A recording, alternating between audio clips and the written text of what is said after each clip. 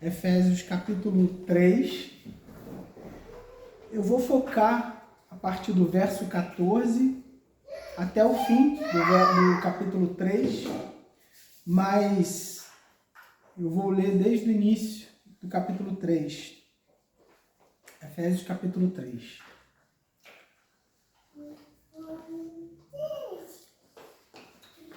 Diz assim: Por esta causa, eu, Paulo, sou prisioneiro de Cristo Jesus, por amor de vós, gentios. Se é que tendes ouvido a respeito da dispensação da graça de Deus, a mim confiada, para vós outros. Pois, segundo uma revelação, me foi dado conhecer o mistério, conforme escrevi há pouco, resumidamente, pelo que, quando ledes, podeis compreender o meu discernimento do mistério de Cristo, a qual em outras gerações não foi dada a conhecer aos filhos dos homens, como agora foi revelado aos seus santos apóstolos e profetas no Espírito, a saber, que os gentios são co-herdeiros, membros do mesmo corpo e participantes da promessa de Cristo Jesus por meio do Evangelho, do qual fui constituído ministro, conforme o dom da graça de Deus, a mim concedido, segundo a força operante do seu poder. A mim, o menor de todos os santos, me foi dada esta graça de pregar aos gentios o evangelho das insondáveis riquezas de Cristo, a manifestar qual seja a dispensação do mistério desde os séculos ocultos em Deus, que criou todas as coisas, para que, pela Igreja, a multiforme sabedoria de Deus se torne conhecida agora dos principados e potestades nos lugares celestiais, segundo o eterno propósito que estabeleceu em Cristo Jesus, nosso Senhor, pelo qual temos ousadia e acesso com confiança mediante a fé nele. Portanto, vos peço que não desfaleçais nas minhas tribulações por vós, pois nisso está a vossa glória. Por esta causa, me ponho de joelho diante do Pai, de quem tomo o nome toda a família, tanto no céu como sobre a terra, para que, segundo a riqueza da sua glória, vos conceda que sejam fortalecidos com poder, mediante o seu Espírito no homem interior.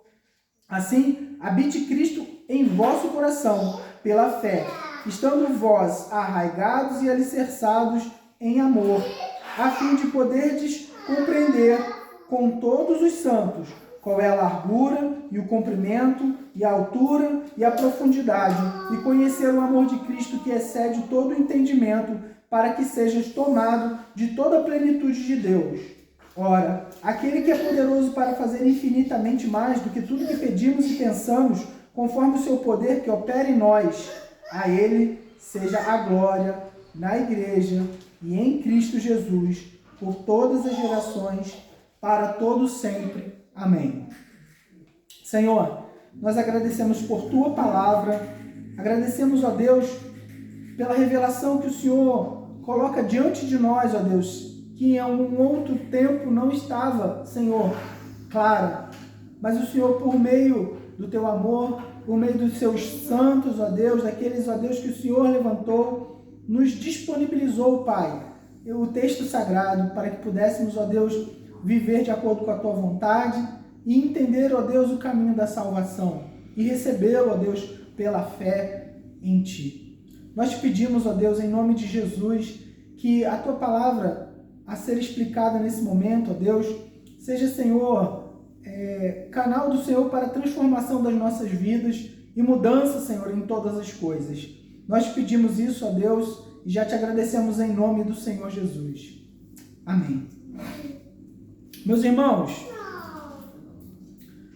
nós estamos vivendo num tempo onde parece que todas as coisas do mundo e alguns braços, digamos assim, que o diabo usa para poder influenciar as pessoas, eles convergiram em uma ideia. Eu sei que existem muitas ideias diabólicas, e a gente vai falar muito sobre isso agora, mas existe uma específica que ela está muito forte no nosso meio, não só no Brasil, mas em todo o mundo. Existem muitas filosofias, mas o que eu queria destacar aqui é aquilo que a gente chama de marxismo cultural. Marxismo cultural. É uma ideia que precisa haver uma desestruturação da família, da propriedade, tomada do governo. E isso tudo é feito por criar confusões. Como é que se cria essas confusões? Coloca o homem contra a mulher, um machismo contra o feminismo, o branco contra o negro, o índio contra aquele que vive na área urbana ou que é chamado de branco, o patrão contra o seu funcionário. Começa a criar uma luta, uma desavença entre o próprio povo, criando-se uma confusão, uma desestrutura. E isso tem acontecido em todos os lugares. Acontece nas escolas, acontece nos ambientes da medicina, da psicologia, da política, então nem se fala, né? Em todas as áreas eles têm colocado as suas mãos, e esse marxismo vem da ideia de um filósofo chamado Karl Marx, que não cuidou nem da sua família. Ele não teve nenhum contato direto com os trabalhadores mesmo, assalariados, porque no início a desavença que ele colocou era entre os trabalhadores e aqueles que tinham meio de produção, que eles chamavam de burgueses. E nesse sentido, esse homem começou a criar uma filosofia que parecia que ia resolver o problema do mundo, entre aspas. Então ali o funcionário teria que tomar os meios de produção e aí se formaria uma ditadura daquilo que ele chama de proletariado. Aquele que tem a prole, né? Em alemão, quer dizer muitos filhos. A prole em alemão, filhos. O burguês é o burgo, né? O que vem da cidade.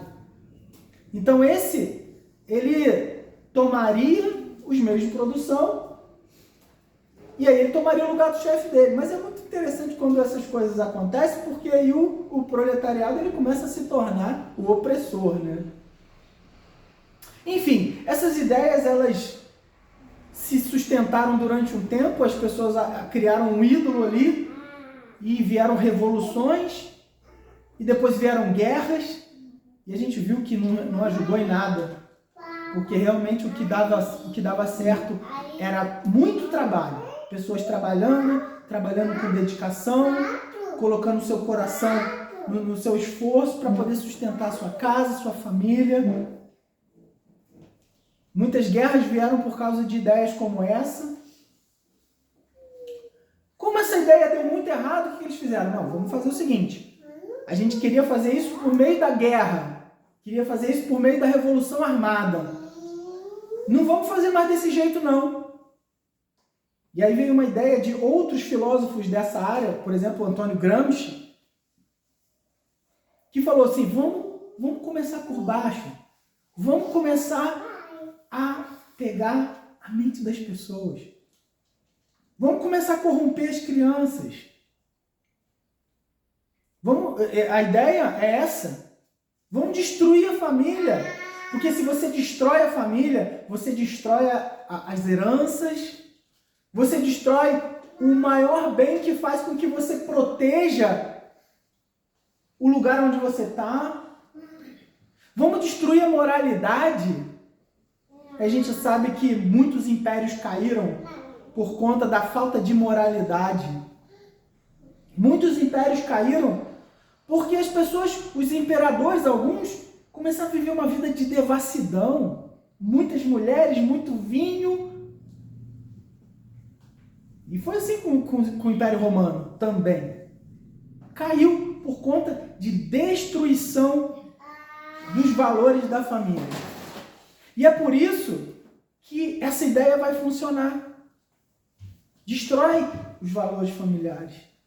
Destrói a moralidade. E eles xingam, né? Xingam os conservadores. Você é um moralista. Não somos moralistas, mas estamos vivendo uma crise moral. Estamos vivendo uma crise ética. Estamos vivendo um esfriamento de Deus. E como diz Dostoiévski, né? Se não há Deus, tudo é permitido. Então Deus é o tempero para isso. E por que eu estou falando tudo isso, meus irmãos? Porque essas ideias, de alguma forma, elas também têm entrado nas igrejas. Estamos falando sobre igreja. Paulo está falando sobre o mistério. Quando a gente começou a falar aqui no capítulo 3, a gente falou sobre esse mistério que foi revelado, uma coisa que não tinha, o judeu não tinha, ele tinha muita profecia.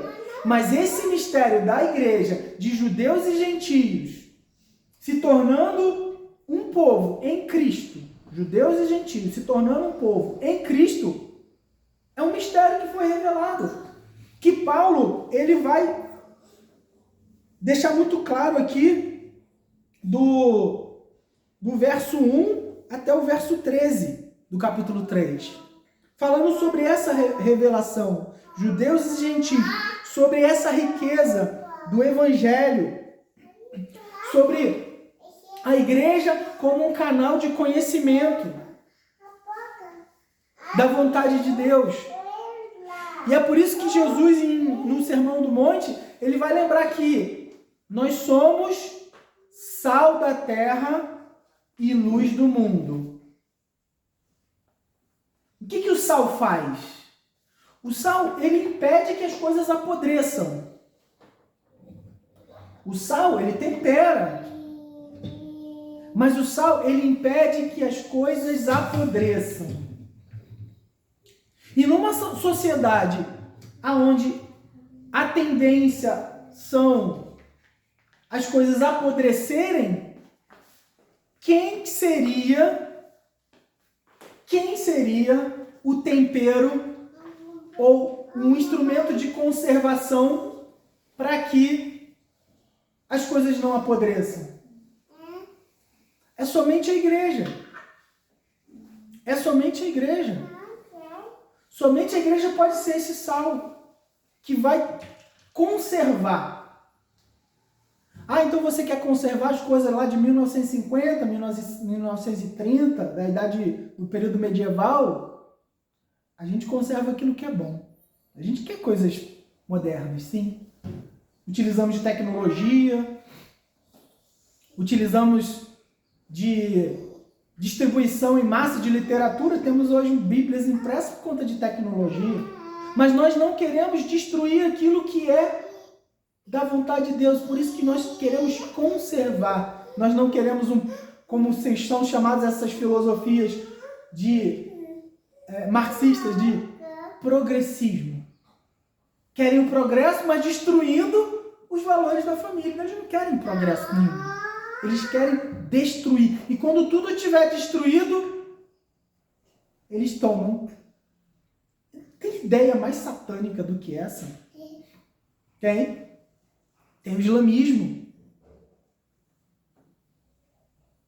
que tem crescido a cada dia, que tem tomado muitos ambientes na Europa, numa religião que obedecer, sentido Islã, obedeça.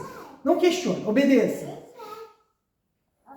Então a gente tem um mundo onde há um progressismo, um marxismo cultural em crescimento, e também a gente tem um mundo onde há um islamismo crescendo.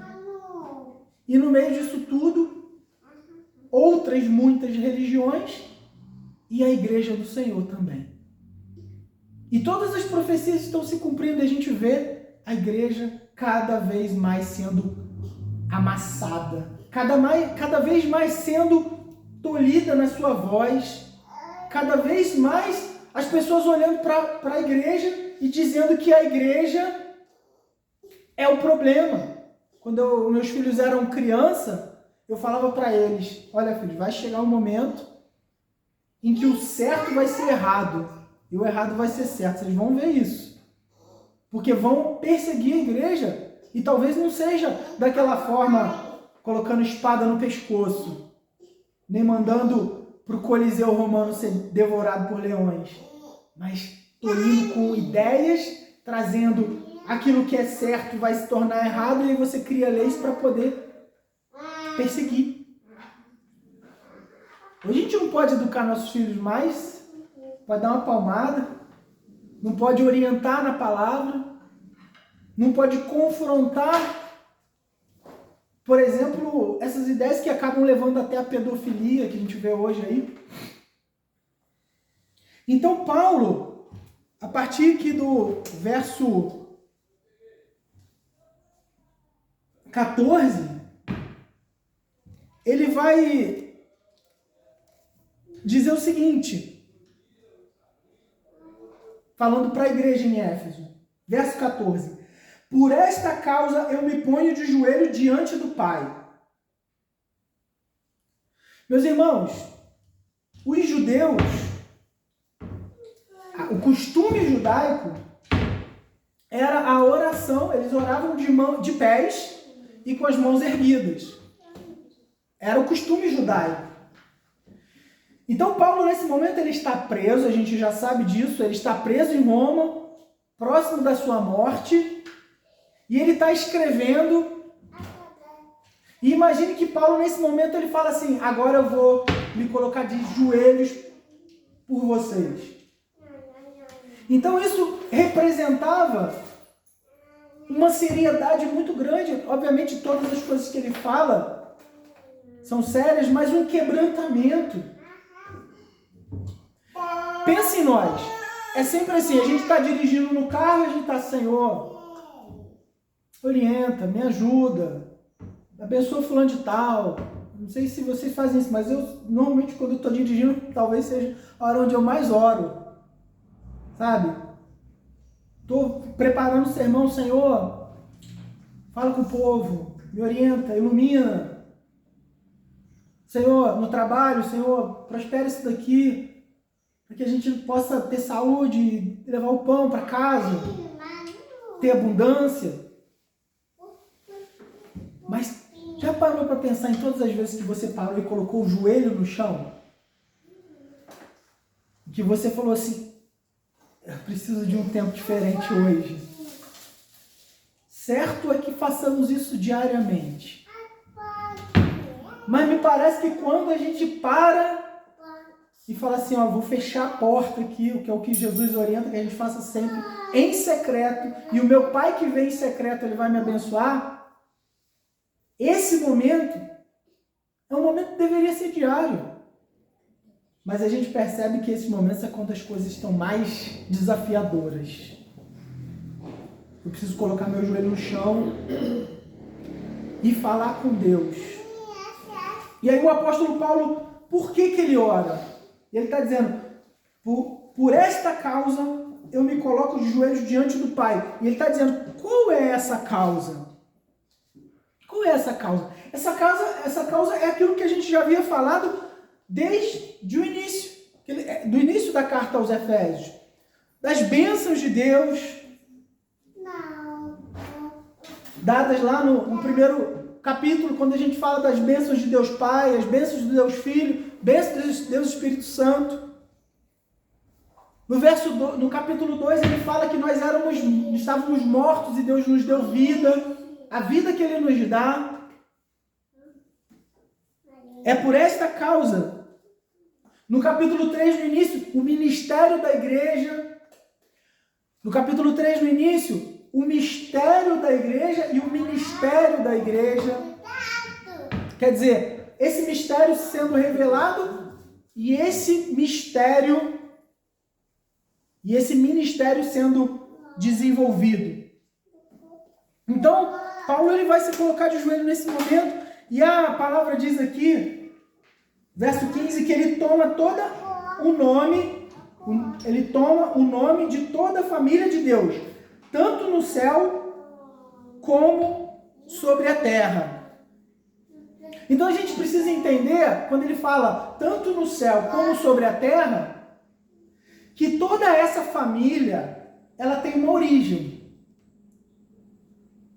A origem dessa família é de um lugar só, de Deus. A origem da família de Deus, ela provém do próprio Deus. É Ele que elegeu, é Ele que chamou eficazmente, é Ele que criou todas as coisas, é Ele que justificou. Então ele está dizendo, existe aqui, eu tomo nas minhas orações toda a família de Deus, quer nos céus e quer na terra. Um profundo quebrantamento, uma oração desafiadora, não gosto muito dessa palavra não, mas ousada, corajosa. É um clamor de um homem quebrantado, mostrando para um povo, que é a igreja, o que eles receberam, o que eles eram, o que eles são e como eles se tornarão. Lá no verso 16 ele vai dizer, para que, segundo a riqueza da sua glória, vos conceda que sejais fortalecidos com poder, mediante o seu espírito no homem interior. Tem muita coisa aqui. E a partir daqui ele vai começar a pedir, fazer petições. Ele faz algumas petições aqui. Então a primeira que aparece é que para que eles sejam segundo a riqueza da sua glória. Quer dizer, algo que provém da riqueza da glória de Deus, de algo ilimitado, poderoso, que a gente não consegue. Meus irmãos, percebam que a partir daqui, Paulo ele já vai partir para uma reflexão de questões impossíveis. Falando sobre a riqueza de Deus, será que a gente consegue compreender essa riqueza? E aí ele vai dizer para que eles sejam fortalecidos com poder. Então eles vão ser fortalecidos com poder. Eles estavam diante de um homem quebrantado, com o joelho no chão, prestes a ser morto, com muitos temores.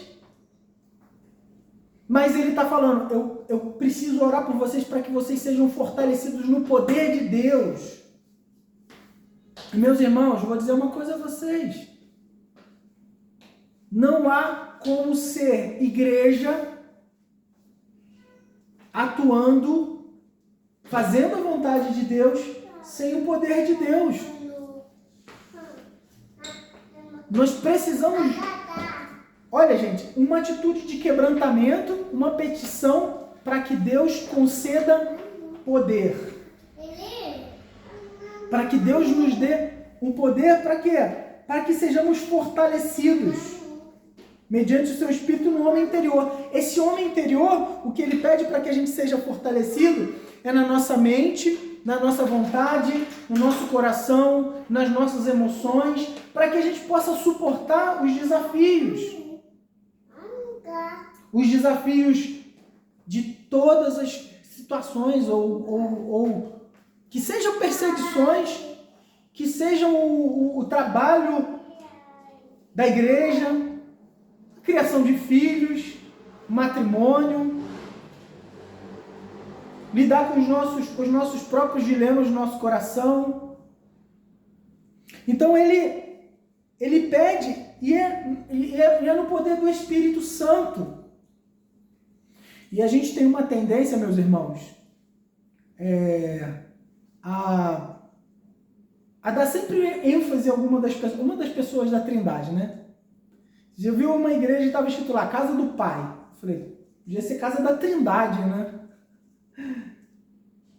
Ou nós te adoramos, ó Jesus, eu quero ser como Jesus. Ou é a igreja do Espírito Santo, né? A igreja do Espírito Santo é a igreja, entre aspas, que tem o poder.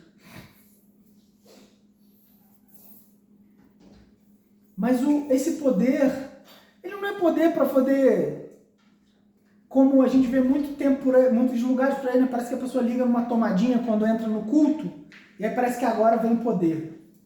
E aí ela começa a fazer coisas absurdas. E a gente tem visto aí, gente gritando, jogando capoeira dentro da igreja. O poder de Deus veio sobre mim e começou a jogar capoeira, gritar, ô louco. E eu não digo a vocês, meus irmãos, que quando a palavra nos toca, quando a palavra vem até nós, a gente não pode se emocionar, a gente não pode se alegrar, a gente não pode chorar, a gente não pode dizer na hora de uma pregação ou de um louvor, dizer louvado seja o Senhor. Mas como eu disse, muitas pessoas elas já chegam no louvor. Hoje eu vou ser demais. Hoje vai ser demais. Eu vou mostrar quanto que eu sou poder espiritual. O Joel Bick, que é um pastor de teologia puritana, muito famoso no mundo, ele diz que tem momentos que a gente coloca o nosso joelho no chão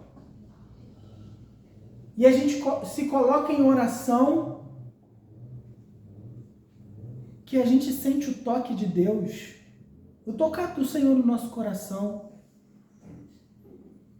Nas nossas intuições, o Senhor fala, produz quebrantamento. Isso não é, eu sou reformado, não posso ter nenhum tipo de emoção, não. Não é isso. Deus requer de nós petições que serão respondidas. Ele requer de nós que nós nos recorramos a Ele. E Ele vai falar com a gente. E Ele vai nos encher com esse poder. Aí Ele não avança se não tiver esse ânimo do Espírito que nos dá. Não é na nossa própria força. Então, em um tempo onde a gente vê muitos exageros, talvez a gente fique assim, ai meu Deus, mas eu não posso muito falar sobre essa questão de poder, não, porque eu vou correr o risco das pessoas perderem a noção, porque é normal. É normal quando alguém vê alguma coisa acontecendo, ou uma pessoa muito usada por Deus, assim, no bom sentido mesmo, da palavra, a pessoa olhar e falar, eu quero imitar aquilo, e ele não imita. Porque como Paulo, como em Atos dos Apóstolos, teve uma pessoa que quis pagar para receber os dons do Espírito. E é repreendido pelo apóstolo. Então, esse poder, meus irmãos, ele vai nos trazer força para que a gente pregue o Evangelho. Por que nós estamos aqui? Por que a gente viaja quilômetros para chegar até aqui? Por que esse lugar está aberto? O que tem no nosso coração que nos impulsiona a fazer essas coisas? senão Deus. Ou qualquer outro avanço da igreja.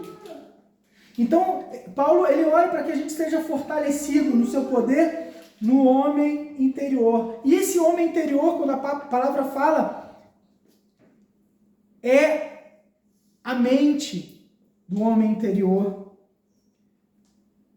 É a consciência, é a vontade, sendo totalmente governada pelo o Espírito Santo.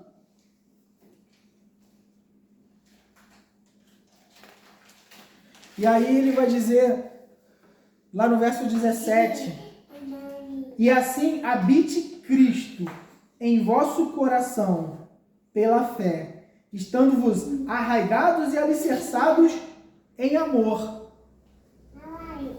Então, ele vai falar para que Cristo ele habite ricamente no nosso coração. E aí ele vai usar duas palavras aí. Uma palavra da área de agricultura e uma palavra da área de engenharia. Ele vai dizer, no verso 17, assim, habite Cristo em vosso coração pela fé, estando arraigados e alicerçados. Essa palavra arraigados tem a ver com raiz. Olha só, essa raiz que vem daí da agricultura, né? A gente precisa de raízes profundas. A gente precisa das nossas raízes estarem intactas. E ele vai falar também alicerçados. O alicerce vem da linguagem da engenharia. Quer dizer, para você construir um edifício, você precisa de bons alicerces. Para que você possa ter uma planta forte, você precisa ter raízes saudáveis e raízes profundas. Então, ele vai usar essas duas coisas. Isso que está arraigado e alicerçado, ele está arraigado e alicerçado aonde? Está escrito aí? No amor de Deus. Então, o nosso fundamento, ele não pode estar em outro lugar que não seja o amor de Deus. É no dinheiro que está o nosso fundamento, é na segurança financeira que nós temos, é no fruto do trabalho que a gente tem. Gente, isso é muito bom, tem que ser assim mesmo, a gente tem que se dedicar. Mas assim, ó, Deus pode tirar isso da gente. E muitas pessoas, às vezes, quando perdem o trabalho, elas se desesperam, até algumas se matam. Porque vai faltar o dinheiro. Porque aonde estava a segurança dessa pessoa? No trabalho, no dinheiro. Volto a dizer que é bom, desde que ele não esteja no lugar de alicerce. Desde que ele não esteja no lugar onde ele é o mais importante. Cristo é o mais importante. O amor de Deus é o mais importante. Então, algumas pessoas elas estão se alicerçando, tendo a fé delas no diploma. Há uns anos atrás, eu fiz pequenos trabalhos com refugiados da Síria, lá em São Paulo. E quando você chegar, você vê as pessoas, eles saíram do país dele, da Nigéria também, eles saíram do país deles, sabe como? Fugindo. E sabe o que você tinha lá?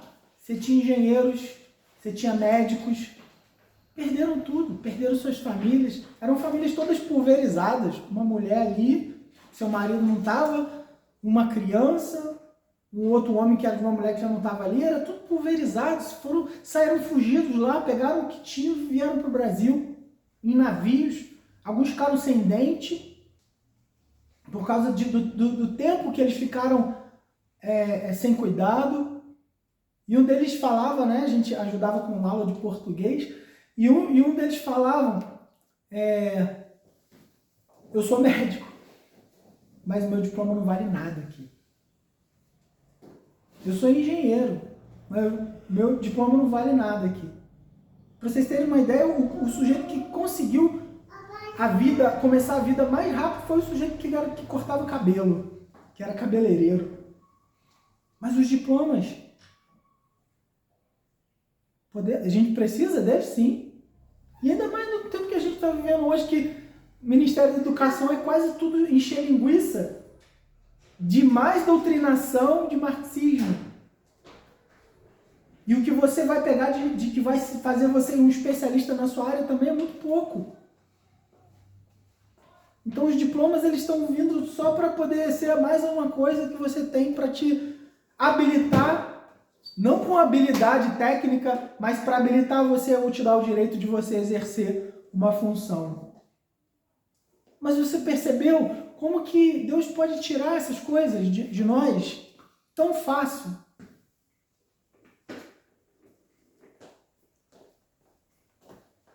Ou talvez a nossa segurança esteja num candidato, né? Olha que coisa. Talvez nessas eleições o candidato que você gostava não ganhou. E a gente para e pensa assim, e agora? Como que vai ser? Se aquele candidato tem uns até que tem o nome de Messias, eu não estou dizendo que é ruim não, tá? Mas aquele candidato perdeu. E agora como que a gente vai ficar? Olha quem que entrou no governo aí. Mas aonde está a nossa esperança? Aonde que nós estamos fundamentados? Aonde está a nossa confiança? Então Deus ele faz com que essas coisas elas se tornem poeira pra gente. A idolatria é poeira. Confiar naquilo que não é Deus é tão poeira, tão pueril. Lá no verso 18, esse alicerce, esse poder, ele vai dizer, a fim de poderdes compreender com todos os santos qual é a largura, o comprimento, a altura e a profundidade. Olha, meus irmãos, eu sei que na Bíblia ele não está dizendo o que é essa altura, profundidade, comprimento. Ele está falando de dimensões. Altura, largura, profundidade. Ele está falando de dimensões de alguma coisa. Mas aqui no texto não está dizendo. Então eu não posso dizer exatamente o que é, porque não está claro aqui. Mas a gente pode deduzir a partir do próximo versículo, que é o versículo 19, que ele diz, e conhecer o amor de Cristo que excede todo o entendimento, para que sejais tomados de toda a plenitude de Deus. Olha só, ele vai falar de uma coisa impossível de acontecer, mas ele vai orar por aquilo. Paulo está trazendo um desafio impossível, mas ele ora por isso. Então, ele diz, para que você possa conhecer o amor de Cristo, que excede o entendimento. Como que você vai conhecer uma coisa que excede o entendimento? Veja que Paulo, ele está, nessa frase, ele está reconhecendo a limitação dele, ele está reconhecendo a grandeza de Deus, a grandeza de Cristo, mas ele está sendo aqui muito humilde e dizendo, vocês precisam conhecer essa grande riqueza, esse grande amor que excede todo o entendimento. Não há possibilidade da gente entender. Então, fica difícil a gente definir isso. Mas a gente pode se alegrar em saber que o Senhor, Ele ama o seu povo. De uma forma que a gente não vai conseguir definir. De uma forma que a gente não consegue dizer, e a gente pode aqui lembrar de muitas coisas. Até porque nós somos salvos pela graça e não tem preço para nós. Qual foi o preço que nós pagamos? Nenhum, mas foi pago o preço. E o preço foi muito, muito alto. E foi pago por alguém que não tinha obrigação nenhuma, entre aspas, né? Porque era aquilo que ele deveria fazer, assim como sua função, né? De redentor. Mas foi um alto preço. Foi um alto preço. E é pela graça que nós recebemos isso. E aí ele vai pedir mais uma coisa também que é quase que real. E ele vai dizer assim: excede todo o entendimento para que sejamos tomados de toda a plenitude de Deus.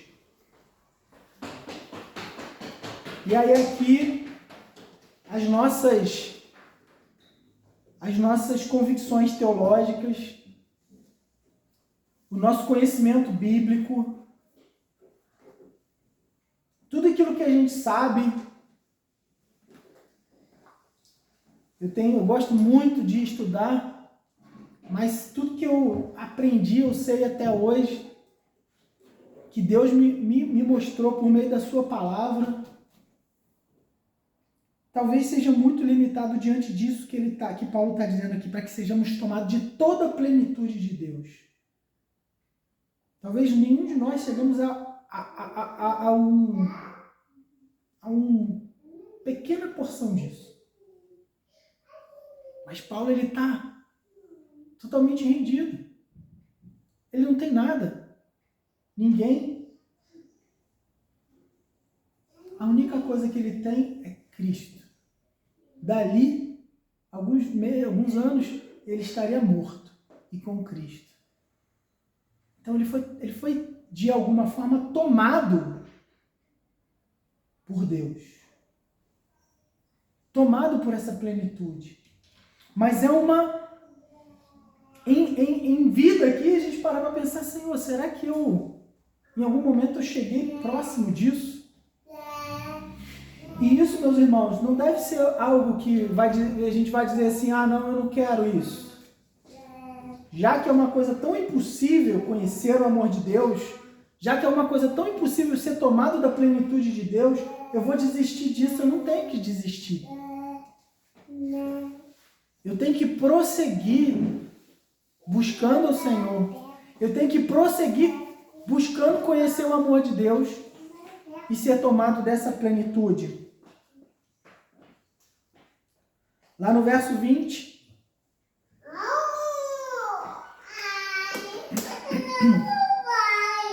ele vai dizer: ora, aquele que é poderoso para fazer infinitamente mais de tudo quanto pedimos ou pensamos, conforme o seu poder que opera em nós, mesmo que a gente não tenha compreensão do que ele pode fazer, e ele está deixando claro isso aqui mais uma vez, o que nós podemos fazer diante do Senhor. E lá no verso 21 ele vai dizer: a ele seja a glória na igreja e em Cristo por todas as gerações e para todos sempre. A melhor coisa que a gente pode fazer diante de tão grande poder e tão grande riqueza é cair prostrado diante desse Deus tão poderoso e o adorá-lo. E Paulo termina essa parte falando sobre essa adoração na igreja, por meio de Cristo, por todas as gerações, tempos vindouros da história. Ali a gente está no século I, mas veio o século II, III, IV, V, até chegar no século XXI, onde nós estamos. A igreja permaneceu adoradora do Senhor em todas as histórias, em todos os momentos da história, de formas muito diferentes, em regiões geográficas muito diferentes, tomando toda a Europa, em muitos lugares ali da Europa, depois partindo para outros lugares da Europa e África, partindo para América e outros continentes. Então ele declara que diante de tudo isso, a melhor coisa, e é isso que eu quero que a gente deixe guardado hoje no nosso coração, se o sermão não foi, se a gente conseguir guardar muita coisa, que a gente guarde isso. Que a melhor coisa que a gente pode fazer diante de um Deus tão poderoso é nos prostrar diante dele e o adorar. Quero convidar você para orar agora.